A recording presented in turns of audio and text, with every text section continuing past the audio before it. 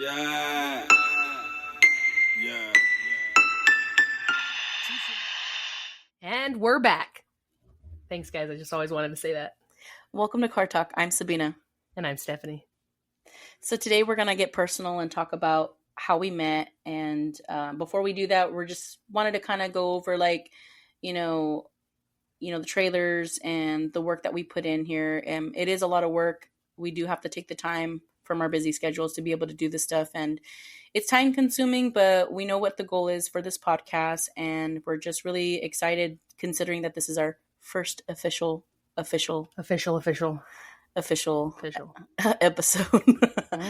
So let's get into it. When I first met Steph, I mean, obviously, first off, wait a minute. We said that we met in jail, right? Yeah. Okay, that's right. We met in jail, so we said we were going to go over the details of that. That's right. Right. Okay, so we all want to know, right? What were they? Were inmates or an officer? What were they? Okay, so the truth of the matter is that I was an inmate and Sabina was an officer. And I don't know, she had a thing for me and she kept bullying me. She was bullying me and she kept writing me up and I would get sent to the hole. And I was just like, hey, what's your deal, dude? You want to be my friend or what?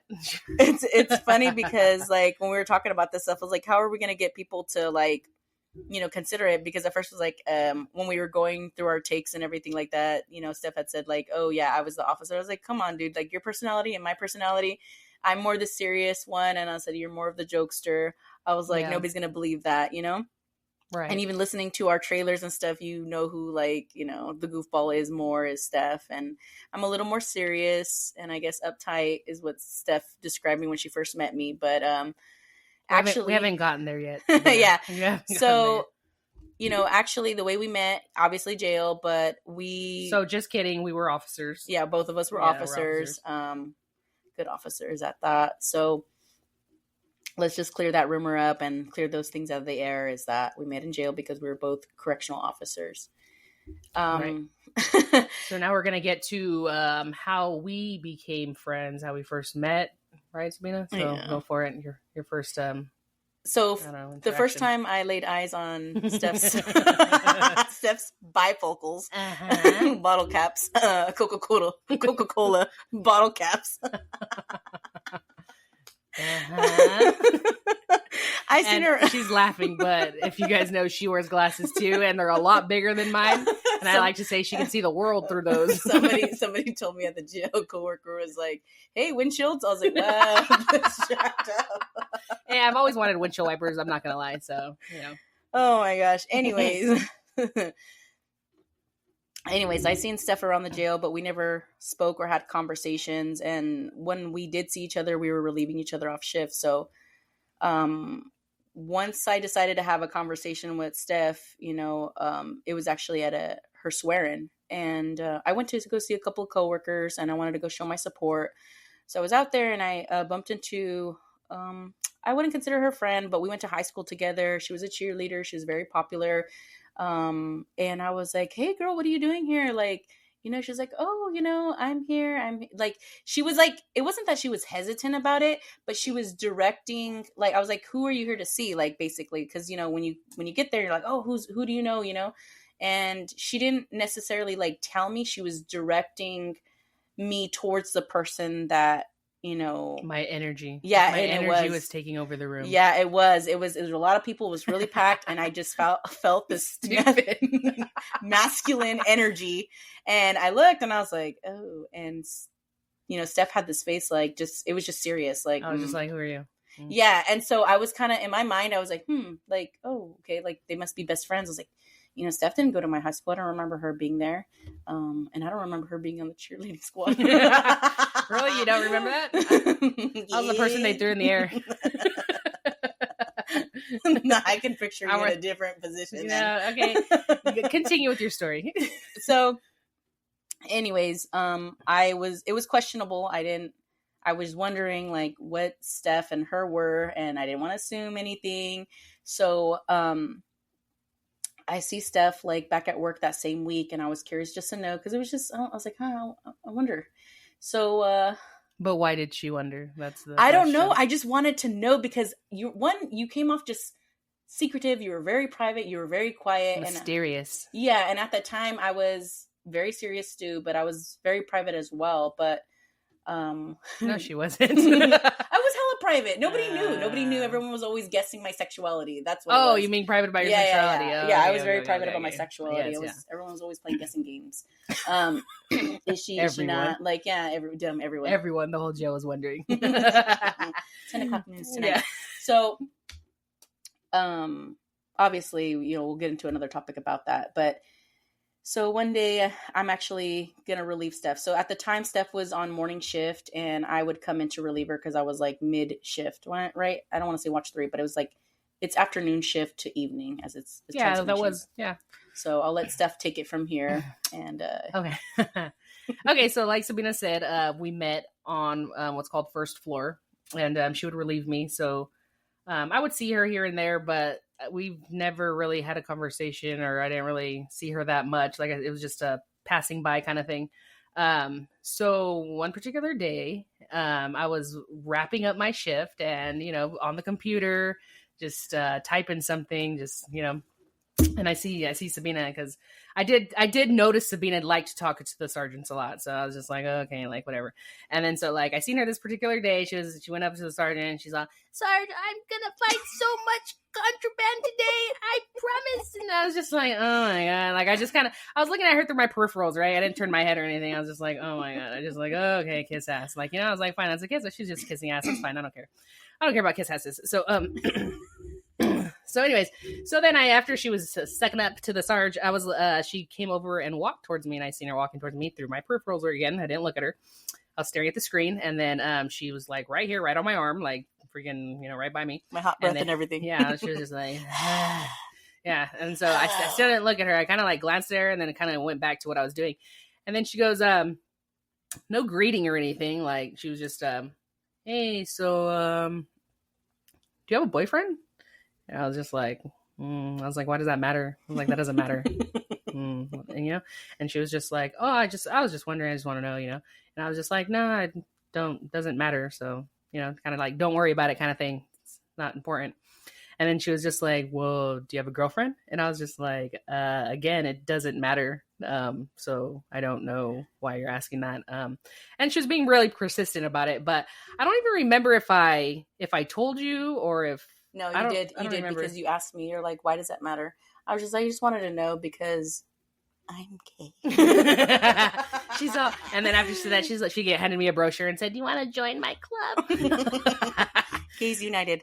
Yeah, so I guess I did end up telling her that yes. Yeah, I have a girlfriend. She wanted to know, but I think for the most part, you were assuming that I wasn't going to ask you and just stop asking you. No, I was like, I was persistent, and I was just like, I wanted to know, Yeah. Well, to me, it was just more random because it's like I said, I didn't know her. Like, I never talked to her before. So, like, why does she care about my sexuality of all things, right? Like, it's not even about anything else, Like, it was literally nothing else about me. You want to know if I'm gay or not? Like, why? Like, there's no reason in my head. So, but there was in hers. I was like, I can't leave today because it's killing me. I had to know. I was like, wow, you turned that cheerleader out, dude. Stupid. Anyways, so that was our first actual conversation, our first one-on-one conversation with each other. And then after that, I mean, I don't really know. It's kind of a blur. I actually asked Steph out, just letting you guys know I did. I was like, hey, like, I know your girlfriend. Let's chill. Let's hang out. And Steph was kind of like guarded. We're both different people, and the way we carried ourselves at work were very different. Good work ethic. We conduct, our responsibilities, but, we're different people. And so I ended up asking Steph out and like, hey, we should hang out sometime. And you said yes. Yeah. I'm surprised. No, yeah. I'm not surprised because I'm really cool, Stop. I'm really cool. Everybody wants to hang out with me once they get to know me. That's just how I am. Oh my god, yeah, right. I don't remember that far back. This was back in like 2016, so I have no idea. I don't remember that far back of why I said yes or what happened. But we had a good time. Yeah, but obviously we had a good time because look, here we are now at this podcast. So the rest was history. Yeah, so it was good because as time went on, we got to actually start picking our shifts together, and we decided what days we wanted off because we were just we were really cool friends. I mean, a lot of people say that we're alike outside. If you're hanging out with us outside, you can see the same humor. You know what I mean? So, um, I think that was why we hit it off so much. We have like the same background, the way we grew up and everything is just, it's similar, you know? But as time went on at the jail, working with her and everything, we got personal. And that's one of the things that, you know, I enjoy the most, because working with your best friend is just, it's an incredible feeling, because you got somebody that understands you, that balances you out and everything. And I was blessed to be able to meet Steph and, now grow from that relationship. I mean, and there's so many things that we got into at the jail, as far as use of forces together and conducting searches together. And, it's a dangerous job for anybody. But I think it makes a difference when you actually get to know somebody there on a personal level. Of course, I will say that, like, you got to be careful who you're friends with. And some of the people that I met at the jail while we were friends there, things happen, experiences happen, and you end up not becoming friends anymore. And you sometimes become enemies. I like to keep things cordial and keep things respectful. That's always how it's been. So if I felt like I was disrespected and as a friend, and I no longer wanted to associate myself with you, I made sure that, there was a mutual understanding and a mutual respect there when we're on the floor. Because at the end of the day, like, I want to go home safe, and I want everybody else to go home safe. And I think that should always be reciprocated. Mm-hmm. And a big benefit of having like a good friend there too is it just makes it more fun. Like, we could joke around. It's already like a negative environment, and you see weird things, and so to have someone there that not only has your back but could crack jokes with, or just have debates and talk, because obviously we're talkers. So being on the floor, we just talk a lot to each other, and it just makes the time go by faster and more smoother, and you just enjoy being there. But on the flip side of that, it also is a little bit more stressful, because when you hear them on the radio, like needing additional officers or needing help of some sort, it does kind of, I don't know, kind of like raise your blood pressure a little more than normal, because that's someone you care about. So that is like the downfall of it, because I don't know, it's just a different feeling when it's somebody and that you care about, that needing in distress, and you don't really know what the situation is. Because I mean, we have a couple of incidences like that where I had to save Sabina's life. So Me too. I had to say no. So I know Sabina doesn't know the feeling, but I know the feeling. No. You know what? Just for that, I'm telling this story. So, oh my god. So one time, there was this inmate. Obviously, we were new to this floor. We get reassigned and moved around and shuffled around sometimes, but we get assigned to the floor for about a year, right? Mm-hmm. And Steph and I had gotten assigned to a floor together. And when you first coming in on a floor and the housing units, you have to establish, your expectations for your team, as well as what the inmates are to expect, and the way you go about things is going to dictate how these inmates are going to respond to you, right? You set the bar. Yep. And so it's really important that on your first week, your first day that you're there, that when you're settling in, that you are consistent with everything. You can't just out of the blue start, making rules when that wasn't in the beginning, but the way you go about it too. Because I know that sometimes, things aren't enforced on the floor, and that's what they're accustomed to. The inmates are accustomed to. So when you go in and you try to change what they're accustomed to, you're going to get pushback. Mm-hmm. And, they want to see, these inmates have all day to observe and everything, and they want to see what type of officer you are. So they're going to test you. They're going to ask for things. They're going to do things, see how you handle a situation, and see how far they can get away with things. Oh my God, I don't even know what story you're going to tell, dude. Yeah, I know. She's just building up to it. I'm like, okay, what are you going to say? So there was 2 inmates, in this housing unit, there was 2 inmates in there, and this housing unit in particular, you can only have 1 cell door open at the time. So if you have 2 cell doors open, they're going to fight. So it's just a classification of it, right? So we were having issues with them, and, they weren't responding to like, hey, make sure that your rooms are clean, simple, basic things. And, we do a search, take the contraband away. Obviously it upsets them because they think that, well, you can't be taking my stuff. Well, if it's altered, we can't be taking your stuff, just to make a statement. And because it's required, we have to conduct random searches, and there is in policy that we have to do it every so often, right? Yeah. So they weren't a fan of it, and they weren't a fan of Aguilar or Steph. Damn. Yeah, you know which one.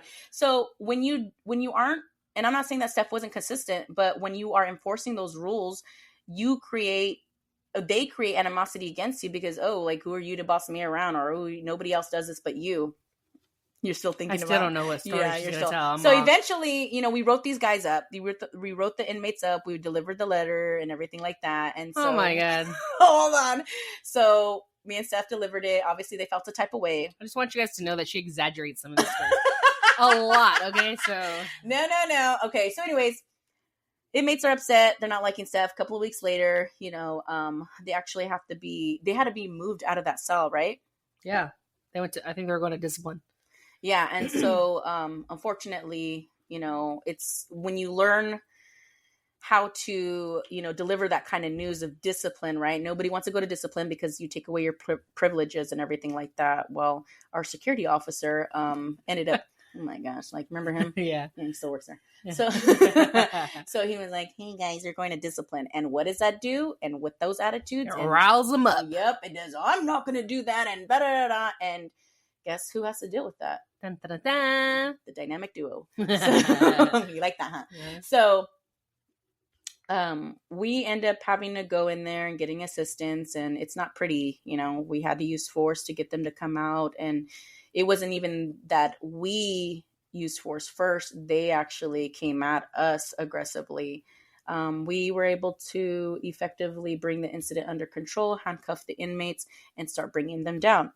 And the inmate that was so pissed off at Steph, he was so pissed off at her. And, obviously that's my best friend, and I'm going to have her back, And he's like, what did he say? You fucking hoe, or you fucking bitch? Yeah. You stupid bitch, that's your fault. When he was walking out, this is your fault, you fucking bitch.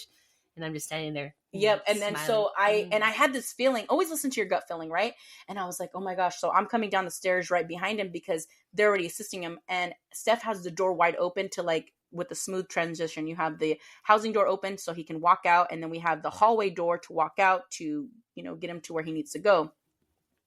So I'm walking out and I'm like, Aguilar, watch out, be careful, right? Everything is in slow motion. This guy's coming out, he's pissed, he's heated, and Steph is holding the door open, and this weirdo has a smile on her face. A weirdo. She's weird. But I'm coming out there and I'm like, no, like slow motion, everything. And I kid you not, all I hear is like a spit. He like spit on my bifocals. Yeah, and I seen it, and I was like, "Oh man!" And Steph saw the spray. The spray went on her glasses. It was all slow motion. And because of his aggressiveness and the way he was trying to maneuver to assault her, I dived. To effectively bring it under control, she grabbed him and she assisted him down to the floor safely. Right. Safely. But in that moment when I'm going down there, because obviously, like, that's my best friend. I don't want her to get hurt. And, making sure that she was okay, or warning her, like, watch out, be careful, it brings a lot of emotion because that's my best friend, and I don't want nothing to happen to her. So when you're hearing these calls over the radio, when you know somebody personal, you're running as fast as you can over there. And you should take any emergency that serious as if that's your best friend and they're in need. Because I would want that too. I'd want somebody to respond to Absolutely. my situations in that much of a hurry, because like I said, we all have families to go to. And if you don't have people around you, then I'm sure you guys all have dogs or animals or goldfish. Yeah, or something. Live for yourself, But yeah, so there is just a more emotional side when it does come to, like, building bonds and relationships there. So that is just one of the downfalls. But I mean, a lot of the good sides is we did joke around a lot, and clear up the rumor. Rumor. Oh, yeah. So rumor has it, and said the trailers that I have a husband of 10 years. So I mean, obviously, since we were just talking about how we first met and that it was my girlfriend, I am not married and I do not have a husband. of 10 years. I have a girlfriend, so there's no husband.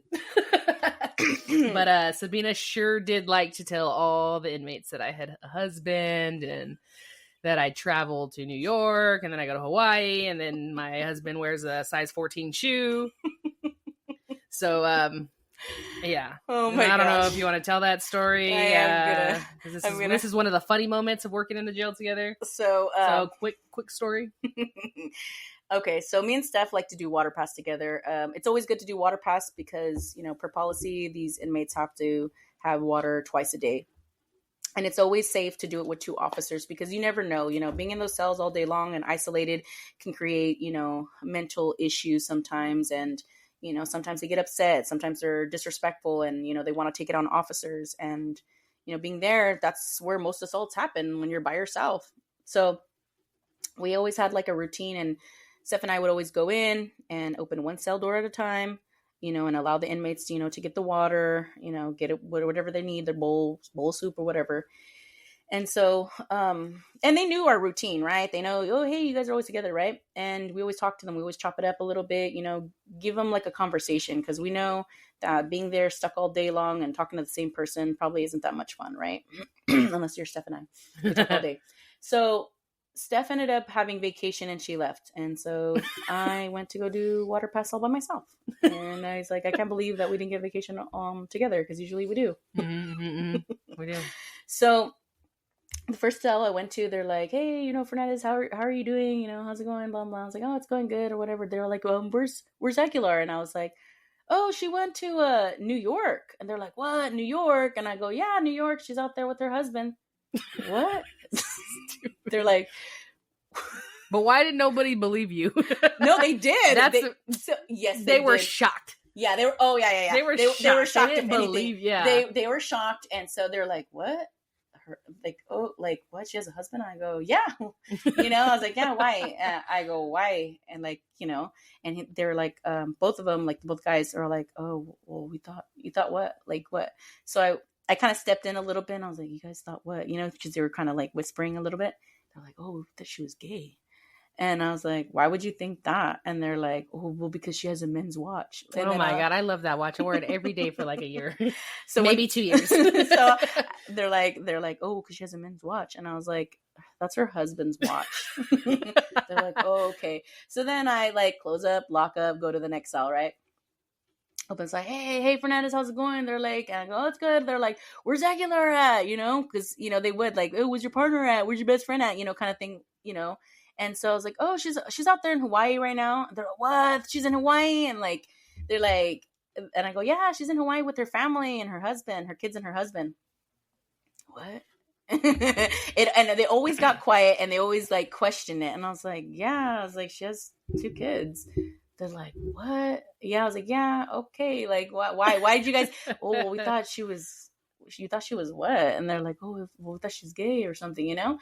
So I was like, all right, whatever. So I leave and I was like, all right, well, I'll see you guys later, whatever, right? Lock them up, you know, go to the next cell or whatever. In that same week, because Steph was off for 7 days, I ended up going in. I had to go do a check. So I just, you know, one inmate was outside in the day room, you know, having, you know, television time and stuff. And I started walking up the stairway and he's like, sees my big bifocals, my windshields, right? And they're kind of similar to their Ray-Bans. They're similar to the inmate glasses that are prescribed to them. They look similar, but mine are brand. And he always tried to say, hey, you want to trade? No. So I'm walking up. He's like, hey, Fernandez. He's like, those are some, he's like, where'd you get those glasses at? He's like, those are some nice glasses. And I go, Aguilar's husband, he's an optometrist. They're like, what? I go, yeah, they are. I go, yeah, her husband's an optometrist. He's like, oh, okay, yeah, I like those glasses. All right, cool, whatever, right? It was a different inmate. And so then I think somebody had asked about her husband. Hey, Fernandez. This is how that that came in. Hey, Fernandez, so Aguilar has a husband? I go, yeah. And I go, he wears like a size 14 shoe. like that matters, right? If someone asks, No, it doesn't. stupid. No, it doesn't matter. It doesn't matter. And I think I ended up telling them too, like how like, cause they're like, oh, you guys are like good friends. I was like, yeah, our husbands hang out. I go, Oh my my God. husband's in construction and her husband is an optometrist, Oh, and they're really best friends, and stupid. we're best friends. And Anyways, long story short, so like, okay, so I come back from vacation and I end up doing water pass alone. Like, you're not with me, so I don't that know. was probably my turn to be gone. You stupid. I was probably just picking up the slack since I was gone, you know. Anyways, so every cell I go to, you know, and then, hey Aguilar, how was your vacation? And I was good. Blah blah. How was New York? And I'm like, oh yeah, it's good, you know, because I go along with it. Like, I don't care what they think about me, you know. Like, I don't want them to know my real personal life anyway. So like, yeah, whatever story she made up, I went along with it. So one cell, oh, how was New York? Yeah, good, okay, blah blah blah, bye. And then the next cell, oh Aguilar, oh, how was Hawaii? Like, it was good with your family, blah blah blah. And I'm just like, what? I'm like trying to keep a straight face, like, and be like, yeah, it's whatever, good, you know. And then, like, you know, out of the blue, like one time some inmate was like, hey Aguilar, does your husband really wear a size 14 shoe? I'm like, what? And I was just like, what, dude? I'm just like, no, dude, get out of here. Like, don't worry about it. Like, you know, like, I'm just like, dude, no. And I already knew it was Sabina. Like, I already know she fucking did all this shit because that's just what she did. Did anybody ask you about the watch? I don't think so. I don't. I think they asked me if they said, oh, they just said like, hey, oh, I like your watch. And I'd be like, yeah, thanks. You know, they never brought it up. They never asked if it was my husband. Dumb. That wasn't even a man's. Well, okay, it was, but it was still a nice watch. It didn't look that manly. It was masculine. No, I love that watch. I think I the would company still wear was Manly Co. Duh. I would still wear it today if It was it didn't break. It literally like broke off my wrist. That's why I don't have it anymore. in a fight or what? I think so. Yeah. Yeah. I think it broke. The top broke off or something. But yeah, so you know, it could be a fun time when you have a friend. And You did come out. I remember one time. I think you were Yeah. like you were laughing, and you're like, "Bitch, what the fuck did you tell them?" Yeah, I know. You're like, Everyone- "I went to Hawaii. I went to." Yeah, I told them a lot of stuff. I went everywhere. But what the thing is, the point too of that too is just not to joke around or whatever, but we always want to remember that one sergeant used to say, like in briefing, he said it once, and I was like, that makes sense. He's like, you can be friendly, but you're not their friend, and that was something that always stuck with me, you know. And you don't ever want to get personal. I mean, obviously you can say things what you like or whatever and build that rapport and that mutual respect, because sometimes it makes things a lot more easier, you know. It really does, especially when you want to get compliance with things, you know. Building that rapport is always important because, you know, that's how you get, you know, that respect and, you know, getting them to get out of their cells without having to do a use of force because of that. So that's always important. And I feel like we had plenty of good times, you know, where we've had fun and jokes and, you know, times where they were really serious. Yeah, and surprisingly, like, it did go off. Our friendship is good, so because like first perception of each other, I don't know. I kind of took Sabina as more of like a what's the word? Not like stuck up, not like hard ass, not like too serious. What's the word? I'm all thinking, what is the word? I was like, dumb, you're pulling out of everybody. She's pulling out a thesaurus right now. Googling it right now. What I'm Googling what is a word for Sabina. No, you know, she's not very approachable. So like the fact that she walked up to me to try to talk to me, that already was like, that's weird, because you don't really seem approachable. You know, I didn't really see her have side conversations with people. So, yeah, that was kind of weird because, you know, she just seems like more, you know, I guess the word is just not really approachable. So I feel that was my first take on her when I would see her on first floor. And I feel like a lot of that has to do with just hold on. So like, subscribe if you agree with me. The people that do know Sabina does not come off a little approachable, a little, you know.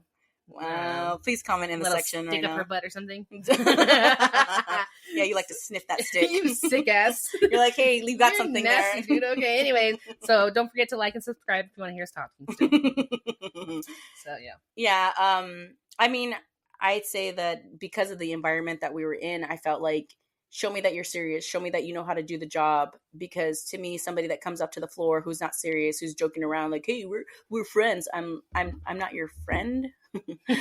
I don't know you like that, and this is not a time to joke because I don't know you, and I need to know that I can trust you on the floor with me. Right. So the moral of the story is don't judge a book by its cover. Yeah, I mean, because I feel Read like, the book. Read the book. yeah, you can read the front, you can read the back, but you got to open up you got to open up the book and read a couple pages because I mean, the hook's there, dude. You know, Yeah. I mean, and I feel like a lot of, people would have never guessed that we were friends because the way you carry yourself and the way I carry myself, and obviously, I've been a good book for you to read, fool. Stupid. Likewise. So yeah. So we're gonna go ahead and wrap it up here, and on next episode, what are we talking about? Next episode, what we're going to be talking about our careers a little bit, our experiences. Oh, that's right. And make any suggestions and tips, especially if you want to be in corrections, I just wanted to give like a little, I guess, disclaimer or remind, the audience that I know that some of you guys are in law enforcement. And I want you guys to know that this is a platform for us to voice, what's going on there where you're working and some of the things that you guys have to go through. And we know morale is like very important and affects all of us, especially when we have management, that doesn't always,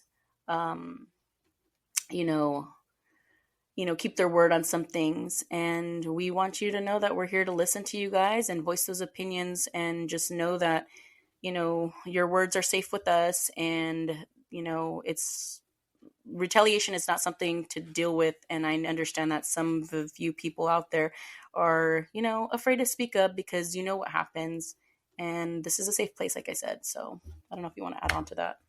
No, I think you kind of covered it. So stay tuned for our next episode.